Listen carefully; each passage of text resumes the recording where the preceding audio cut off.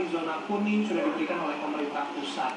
Dengan adanya kebijakan ini, Ibu Khofifah akan segera memberi perintah pada wali kota, bupati untuk melaksanakan apa yang sesuai dengan izin dari pusat itu, Bu. Ya, Mas Bayu, Mbak Rati, saya ingin sampaikan zonasi itu setiap minggu diupdate. Jadi kebijakan itu nanti panduan yang bisa dipedomani oleh seluruh penyelenggara lembaga pendidikan kita. Jadi kalau dulu zonasi tiap Selasa itu diupdate oleh Satgas Pusat melalui laman BLC Bersatu Lawan Covid. Hari ini misalnya atau minggu ini itu merah, bisa saja besok orange. Hari ini kuning, sebaliknya bisa langsung merah. Jadi saya ingin menyampaikan kepada kita semua, zonasi ini kan di Bersatu Lawan Covid itu berbasis kabupaten kota. Saya ingin menyampaikan di lapangannya, ada salah satu kabupaten di Jawa Timur, saya sebut Kabupaten Malang. Dari awal sampai sekarang ini 8 kecamatan itu hijau. Oleh karena itu tidak bisa digeneralisir betapa sebuah kabupaten itu mengalami keluasan wilayah dan masing-masing wilayah itu bisa memproteksi kecamatannya. Oleh karena itu kebijakan ini mungkin secara makro bisa dijadikan referensi. Tapi kalau misalnya hari ini katakan masuk 50% atau 25%, tiba-tiba Selasa berikutnya berubah jadi orange, berubah jadi merah, apa kemudian proses belajar mengajar berhenti sama sekali atau apa? Karena basis kecamatan di mana sekolah itu berada misalnya ini tetap hijau, seperti 8 kecamatan yang ada di Kabupaten Malang itu. Maka saya ingin menyampaikan bahwa basis mungkin ya, kami sudah mengirim surat soalnya ke Bupati Wali Kota Pemprov Jawa Timur bahwa tanggal 18 Agustus besok kita akan uji coba pembukaan proses belajar mengajar untuk SMA dan SMK. Uji coba ini untuk yang wilayah zona kuning kita minta membuka separuh dulu 50%. Yang zona orange kita minta membuka 25%. Masing-masing hanya menyiapkan 4 mata pelajaran. Dari 4 mata pelajaran masing-masing 4 jam pelajaran A 45 menit. Dengan begitu masing-masing akan menyesuaikan. Kalau misalnya minggu ini, karena mingguan update-nya, minggu ini zona kuning, kemudian mudah-mudahan terus kuning dan hijau, tapi kemudian menjadi orange, maka dia harus mengurangi dari 50% menjadi 25%. Zona merah kita belum izinkan untuk memulai uji coba proses belajar mengajar tatap muka. Nah, kami sebetulnya sudah memulai dari tanggal 13 Juli yang lalu untuk MPLS. Masa pengenalan lingkungan sekolah kita memberi kesempatan masuk 20% untuk SMA dan SMK karena mereka harus mengenali lingkungan sekolahnya, sistemnya, kurikulumnya, kedisiplinan yang harus mereka jaga, tetapi mereka hanya 20% tiap hari yang boleh diizinkan untuk mendapatkan pengenalan masa pengenalan lingkungan sekolah. MPLS itu kita mulai 20% dari tanggal 13 Juli yang lalu. Nah, kalau sekarang kita sudah mengeluarkan surat edaran. Jadi hari ini Mas Bayu, Mbak Rati, kita akan koordinasi 1 MKKS, 2 PGRI, 3 adalah Kacap Disdik. Nah, Kacap Disdik ini akan melanjutkan ke kepala sekolah. Ini harus menyatu dengan kebijakan Satgas Covid di masing-masing kabupaten, kota, kecamatan yang bisa memberikan referensi bagaimana mereka bersama-sama menjaga uji coba proses pembelajaran tatap muka ini bisa berjalan dengan baik dan aman. Kami sudah keluarkan surat. Iya. Ini kalau dari Kementerian Pendidikan dan Kebudayaan kan menyatakan bahwa kembali lagi kepada pemerintah daerah, kembali lagi kepada sekolah dan juga orang tua siswa mau tidak menerapkan sekolah tatap muka di zona hijau maupun kuning.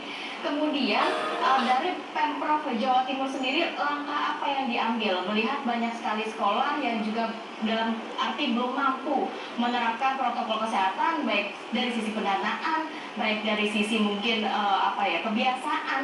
Nanti akan dijawab lagi ya Bu ya. Tapi kita tahan dulu Bu Gubernur dan juga Bu Retno. Baik. Kita akan sambung lagi perbincangan kita usai jeda berikut ini.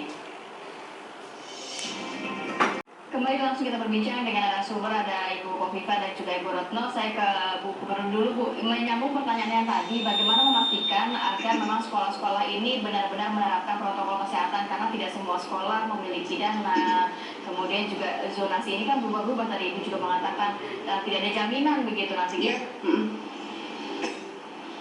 Ya, pertama Mbak Rate, Mas Bayu, kita harus memastikan bahwa keamanan, perlindungan, nyawa, kesehatan itu harus diutamakan.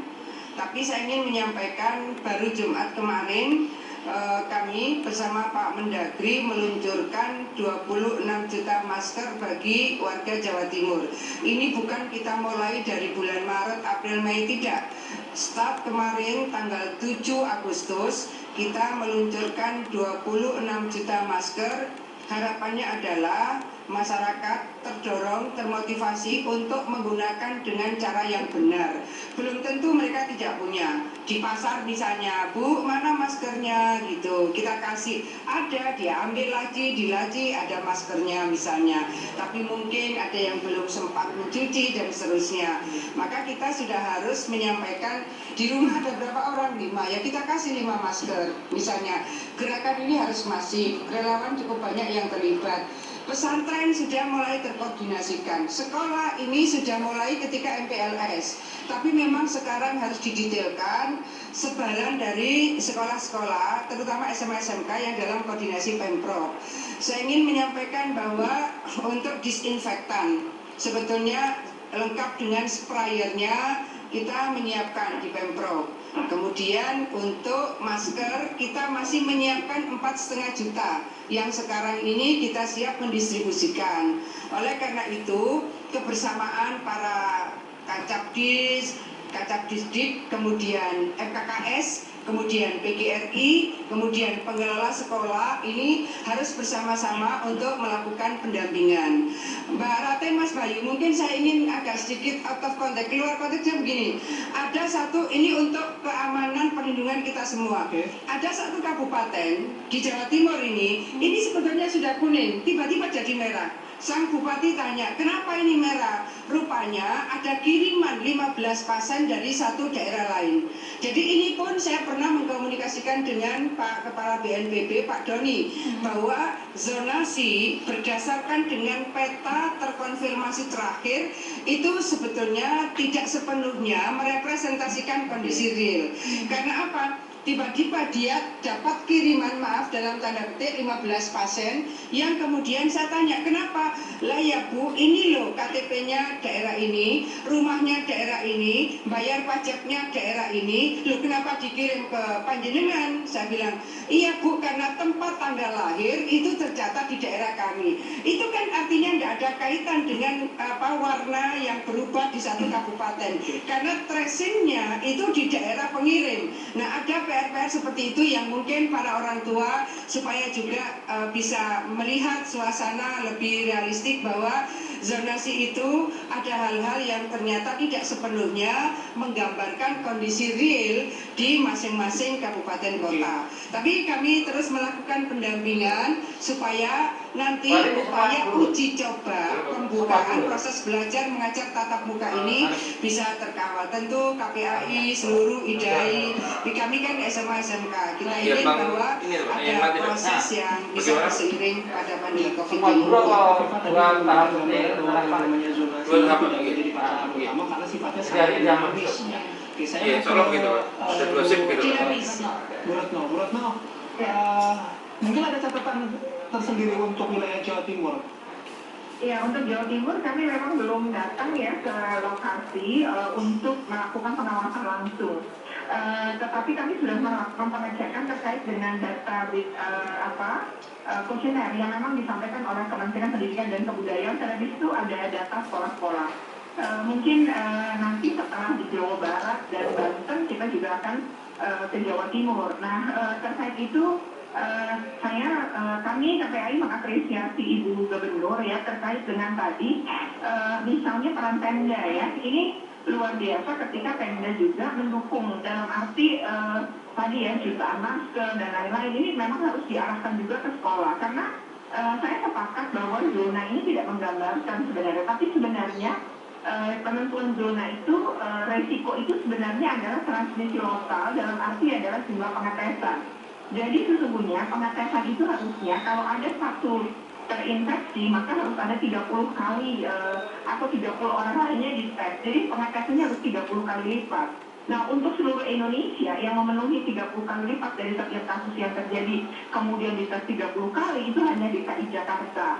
Nah, artinya benar kata Ibu Gubernur bahwa Bu Kofifa mengatakan bahwa itu bisa fluktuatif dan lain-lain. Iya, karena tadi jumlah pengetesan tadi. Nah, ketika akan membuka sekolah, memang harus ada pengetesan pada guru.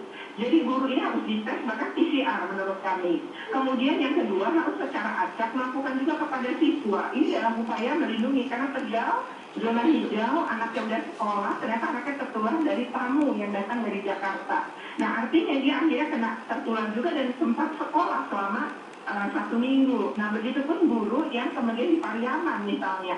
Nah ini kita akan untuk menghindari ya. Kemudian tadi ya terkait dengan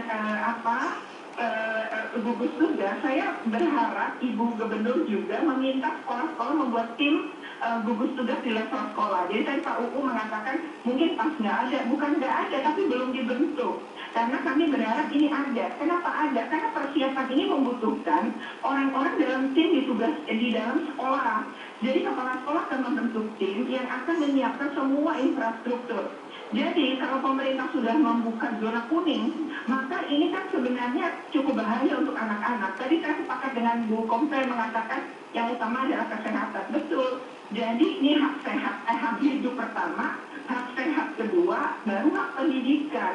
Karena itu, kalau kita berani membuka sekolah, maka kita harus mempersiapkan dan memastikan bahwa persiapannya benar. Maka dimulai lewat SK kepala sekolah terkait dengan tim gugus tugas di sekolah. Bikin job desk, mempersiapkan mulai dari wastafel, memperbaiki sanitasi sekolah, kemudian disinfektan tadi ada dukungan-dukungan itu menurut kami sangat luar biasa. Memang perlu ya, daerah pun butuh untuk mendorong sekolah dan memfasilitasi sekolah, tidak hanya fasilitas kita. Itu sudah ada masukan dari KPAI kepada Jawa Timur dan juga sebelumnya dari Jawa Barat, mudah-mudahan jadi masukan yang berharga untuk boleh nambahin sedikit Mas, kami akan tetap lokasi nasional. Setelah seluruh pengawasan kami berharap Bu Kofifa bahwa Dinas Pendidikan juga akan hadir. Begitupun tadi Pak UU Dinas Pendidikan Jawa Barat, Jawa Timur kami sangat berharap hadir untuk mengetahui hasil pengawasan yang dilakukan oleh KPAI di berbagai daerah di Indonesia. Demikian. Baik, terima kasih sekali lagi Bu Retno, Bu Kofifa juga terima kasih sudah bergabung bersama kami pagi hari ini. Selamat beraktivitas, semoga sehat selalu. Selamat pagi, Assalamualaikum warahmatullahi wabarakatuh.